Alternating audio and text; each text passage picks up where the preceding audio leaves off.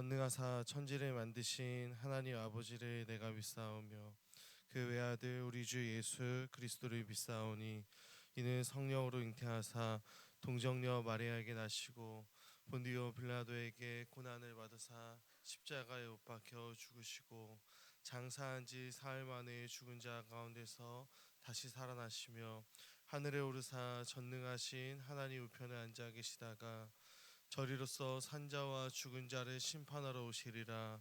성령을 믿사오며 거룩한 공회와 성도가 서로 교통하는 것과 죄를 사하여 주시는 것과 몸이 다시 사는 것과 영원히 사는 것을 믿사옵나이다.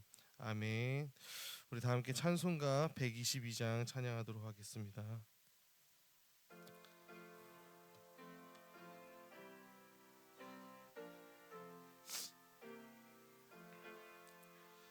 참 반가운 성도여 다 이리 와서 베들레헴 성 안에 가봅시다. 저 구유에 누이신 아기를 보고 엎드려 절하세 엎드려 절하세 엎드려 절하세 구주 나셨네. 저 천사여 찬송을 높이 불러서 이 광활한 천지에 울리어라.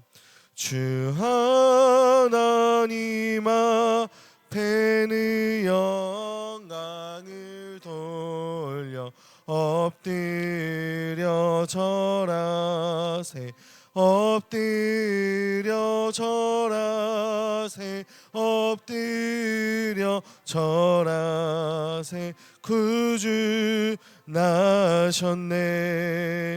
이 세상에 주께서 탄생할 때에 참 신과 참 사람이 되시려고 저 동정녀 몸에서 나시었으니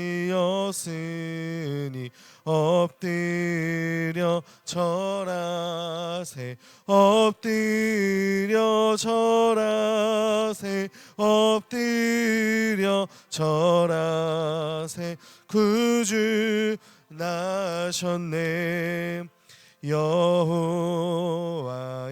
말씀이 육신을 입어 날 구원할 구주가 되셨도다. 늘 감사한 찬송을 주 앞에 드려 엎드려 절하세 엎드려 절하세 엎드려 절하세 구주 나셨네. 아멘.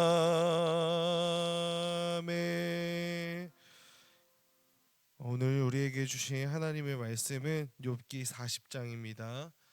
욥기 40장 6절부터 24절까지의 말씀을 우리 함께 교독하도록 하겠습니다. 욥기 40장 6절부터 24절까지 말씀입니다. 제가 가지고 있는 성경으로는 구약 801페이지에 있습니다. 우리 한 절씩 교독하신 후에 마지막 24절은 한 목소리로 합독하도록 하겠습니다. 그때 여호와께서 폭풍우 가운데에서 욥에게 일러 말씀하시되 너는 대장부처럼 허리를 묶고 내가 내게 묻겠으니 내게 대답할지니라. 내가 내 공의를 부인하려느냐 내 의를 세우려고 나를 악하다 하겠느냐. 내가 하나님처럼 능력이 있느냐 하나님처럼 천둥 소리를 내겠느냐. 너는 위엄과 존귀로 단장하며 영광과 영화를 입을지니라.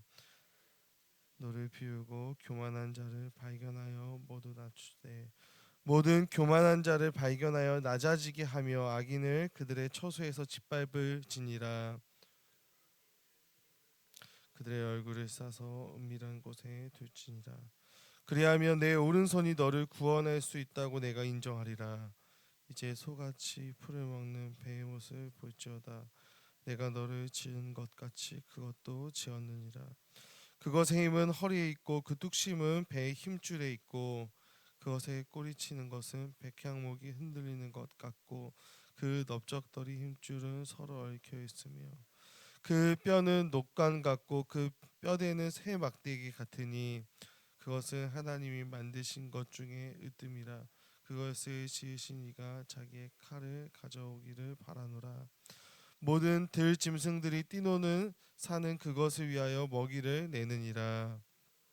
연잎 아래에나 갈대 그늘에 서나 늪 속에 엎드리니 연잎 그늘이 덮으며 시내 버들이 그를 감싸는도다.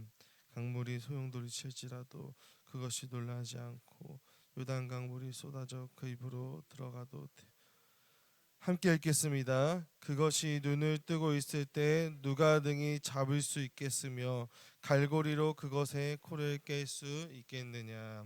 아멘.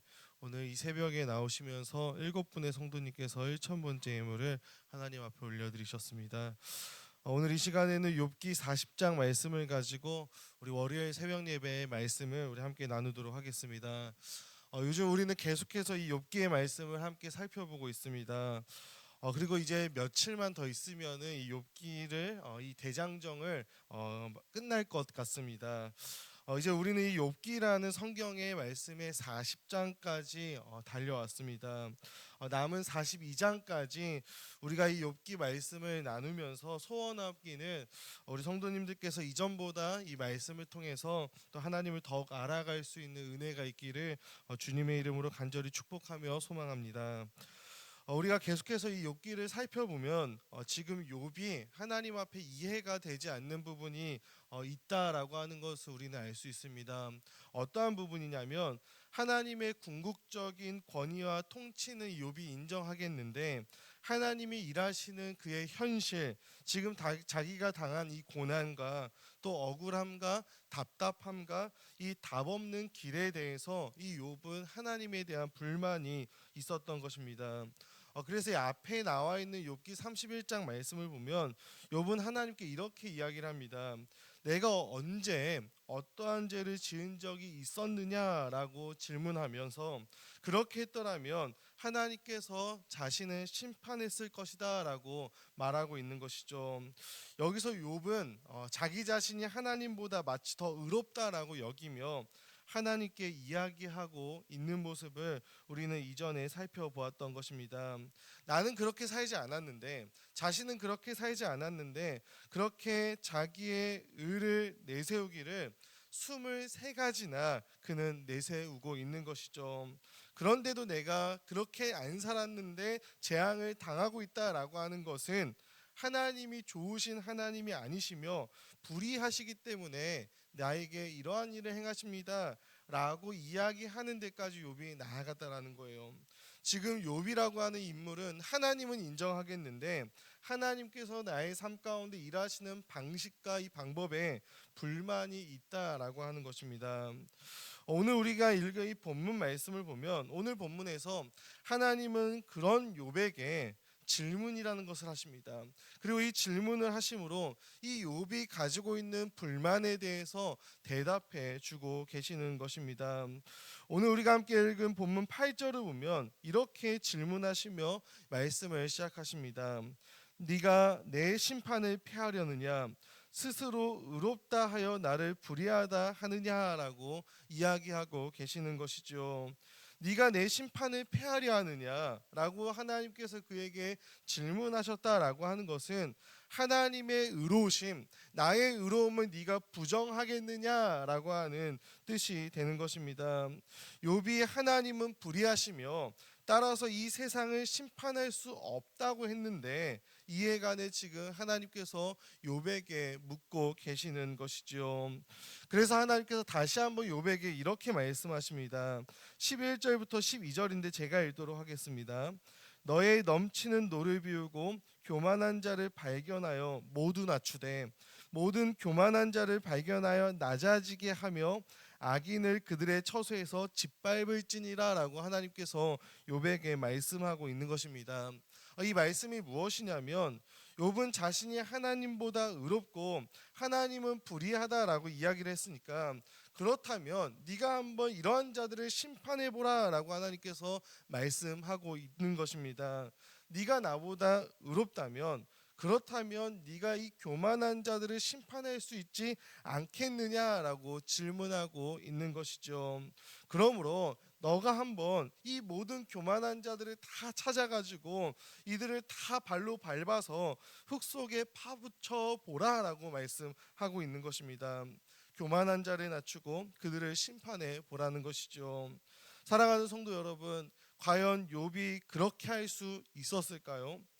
욥이 과연 그렇게 할 만큼 의로웠던 사람이었을까요?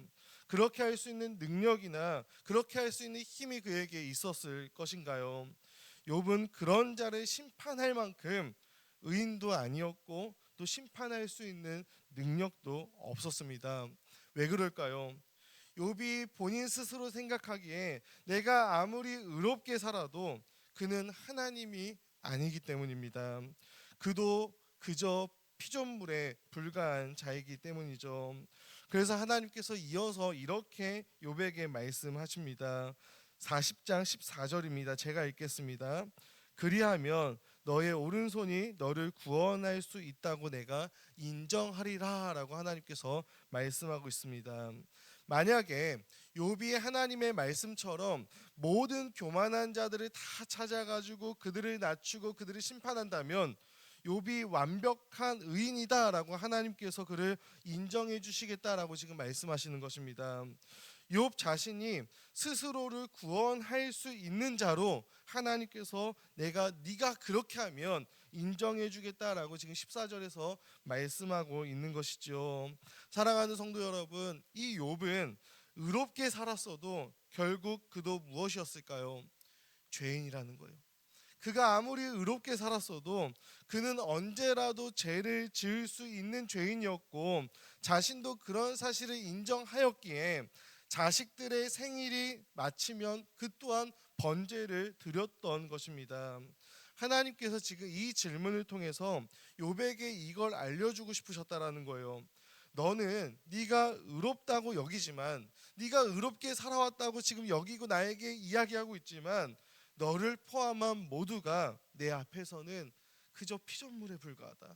결코 의롭지 못하다. 라고 하나님께서 이 질문을 통해서 욥에게 알려주고 있는 것입니다.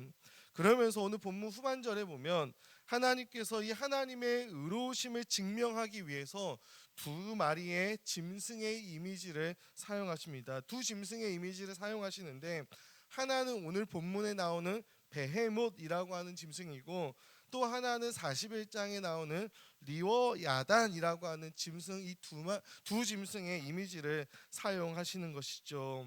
우리말 성경 다른 성경 번역본을 보면은 하마라고 베헤못은 번역이 되어 있고 또 리워야단은 악어라고 번역하기도 했지만 그것이 정확한 번역이다라고 할 수는 없을 것입니다.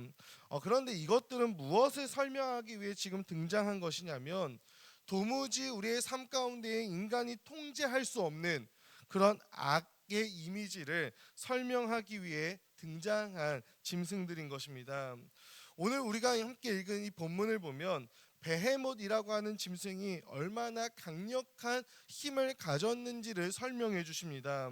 이 베헤못이라고 하는 이 짐승은 하나님께서 이렇게 말씀하시죠. 내가 너를 지은 것 같이 그것도 지었다라고 이야기하면서 그것은 하나님께서 창조하신 하나님의 창조물 중에 으뜸이다라고 말씀하고 계십니다.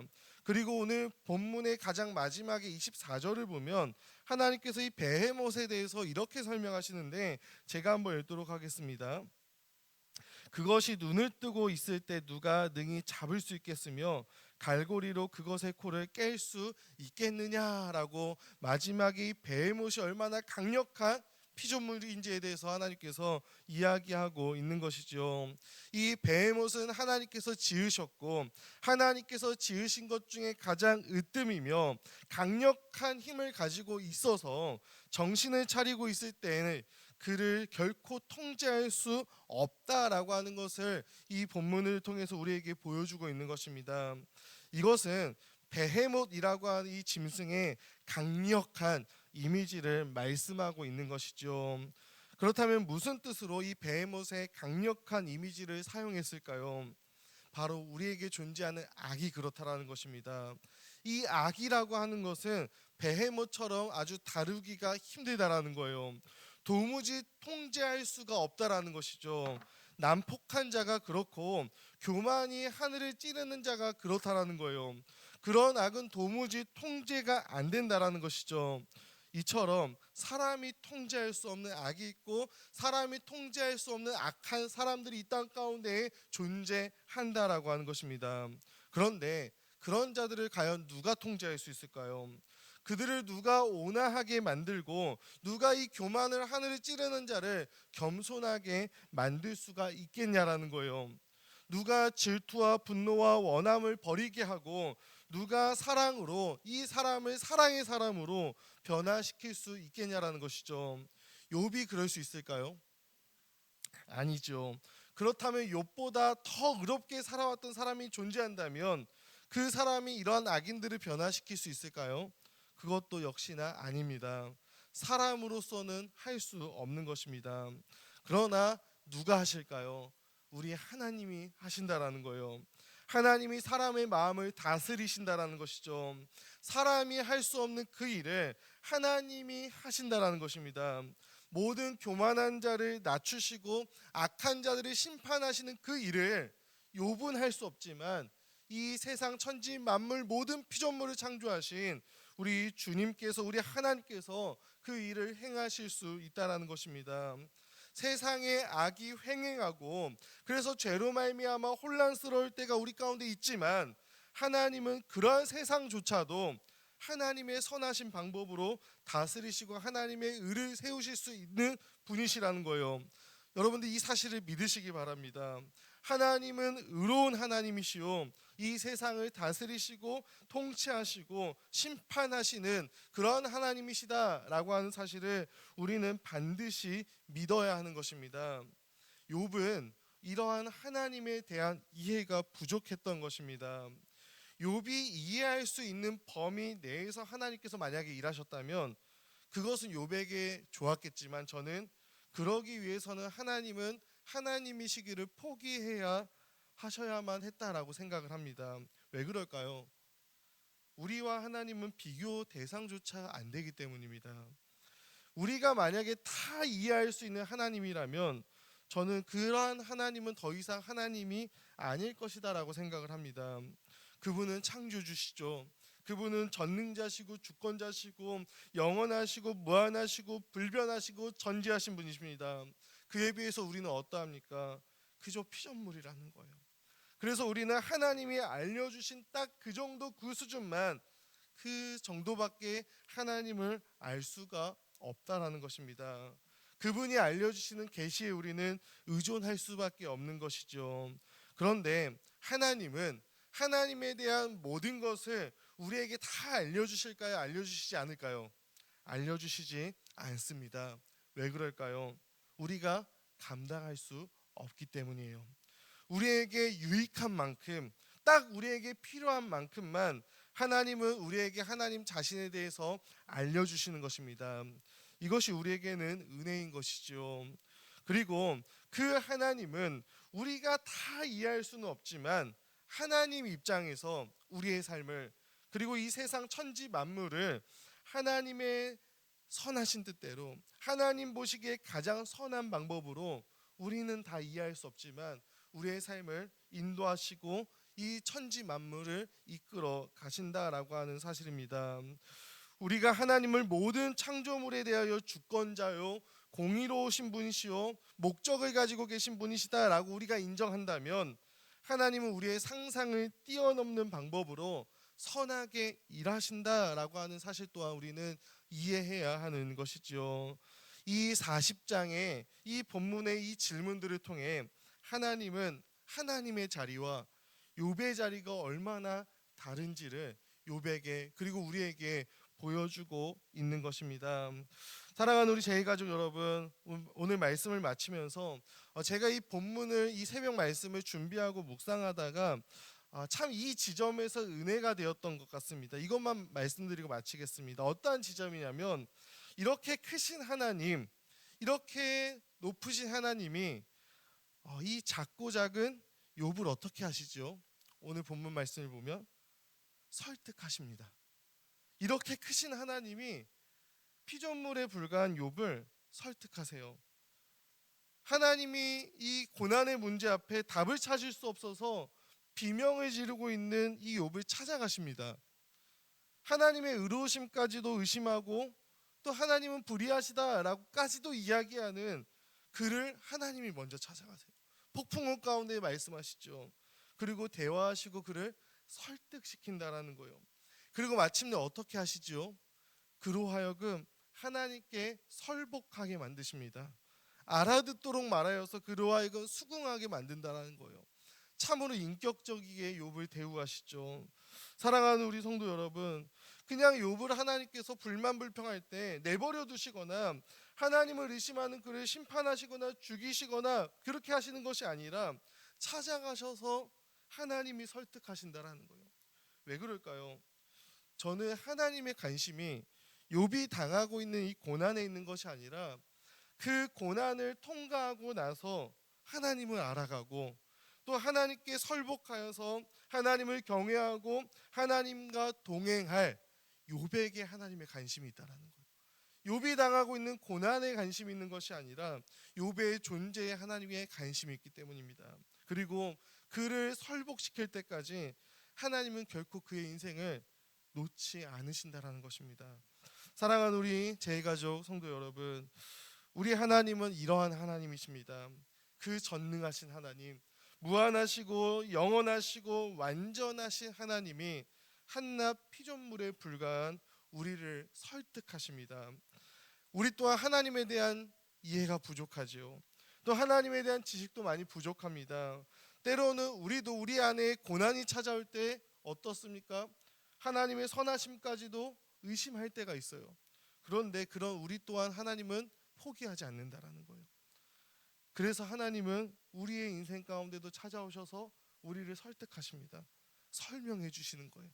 무엇을 통해? 하나님의 말씀을 통해, 또 이렇게 증거되는 설교를 통해, 교회 공동체를 통해, 우리가 기도하면서 이 기도를 통해 하나님은 우리를 설득해 주세요. 언제까지요? 우리도 욥처럼 하나님께 설복할 때까지. 그래서 우리의 인생은 하나님의 손에 붙잡힌 바 된 인생이다라고 우리는 말할 수 있다는 거예요. 그리고 이 하나님의 손 안에서 벗어날 수 있는 성도의 인생은 없는 것입니다. 끝까지 포기하지 않으시고 마침내 우리로 하여금 하나님 앞에 항복하며 나아가는 그 자리까지 나아가게 하실 이 하나님의 신실한 손길이 오늘 우리가 살아가는 이 하루도 우리의 삶을 인도할 것이다 라고 하는 사실을 믿으며 나아갈 수 있는 우리 모두가 되기를 주님의 이름으로 간절히 축복합니다. 제가 잠깐 기도하도록 하겠습니다. 참 사랑이신 하나님 아버지, 오늘도 우리에게 귀한 하루를 또 허락하시고 이 하루를 시작하며 또 하나님 앞에 예배하고 또 하나님의 말씀을 붙잡고 기도하는 귀하고 복된 시간 허락하여 주심에 참으로 감사합니다. 하나님을 의심하고 또 하나님의 선하심을 부인하고 하나님을 불의하다라고 여겼던 이 욥을 하나님은 놓지 않으시고 포기하지 않으시고 찾아가셔서 그에게 하나님에 대해서 설득하시고 또 설복하게 하시는 우리 하나님에 대한 이야기를 나누었습니다. 하나님, 우리도 욥처럼 연약합니다. 그래서 때로는 우리도 하나님의 선하심을 의심할 때가 있고 하나님의 의로우심을 의심할 때가 있으며 하나님에 대한 지식과 이해가 부족할 때가 있지만은 하나님께서 그런 우리도 욥처럼 포기하지 않으시고 오늘도 이 새벽에 우리를 불러주셔서 하나님에 대해 알려주심에 참으로 감사합니다. 이 사실이 우리의 삶에 위로가 되게 해주시고 또 오늘도 우리가 살아갈 힘과 능력과 원동력이 될 수 있도록 주님 인도하여 주시옵소서. 하나님 아버지, 오늘도 이 새벽에 우리가 주님 앞에 나오며 귀한 예물 올려드렸습니다. 하나님 기뻐 받아주시고 또 우리의 모든 마음의 간구와 소원을 아시오니 하나님께서 우리의 모든 간구의 소원을 하나님의 뜻 가운데 하나님의 때 하나님의 방법으로 이루어 주시는 축복 또한 받아 누릴 수 있도록 주님 축복하여 주시옵소서. 모든 것 감사드리며 살아계신 예수 그리스도의 이름 받들어 기도합니다. 아멘. 하늘에 계신 우리 아버지여, 이름이 거룩히 여김을 받으시오며 나라가 임하옵시며 뜻이 하늘에서 이루어진 것 같이 땅에서도 이루어지이다. 오늘날 우리에게 일용할 양식을 주옵시고 우리가 우리에게 죄 지은 자를 사하여 준 것 같이 우리의 죄를 사하여 주옵시고 우리를 시험에 들게 하지 마옵시며 다만 악에서 구하옵소서. 대개의 나라와 권세와 영광이 아버지께 영원히 있사옵나이다. 아멘. 우리 이 시간 함께 금주의 기도 제목으로 기도하도록 하겠습니다. 물질의 청지기로서 사랑함과 기쁨으로 주님을 섬기는 우리 모든 제이 가족들 될 수 있도록 인도하여 달라고, 또 한 해 동안 교회와 선한 사역에 충성한 그런 우리 모든 일꾼들에게 주님의 은혜와 위로가 있는 이 연말 될 수 있도록 인도하여 달라고, 또 우리 제이 가족 중에 신앙과 삶에 어려움이 겪고 있는 성도님들이 계신데 그 성도님들을 하나님의 선하심과 은혜로 지켜 보호하여 달라고 우리 이 시간 함께 공동의 기도 제목으로 기도하신 후에 개인의 기도로 계속해서 나아가도록 하겠습니다. 기도하겠습니다. 참 사랑과 은혜가 풍성하신 하나님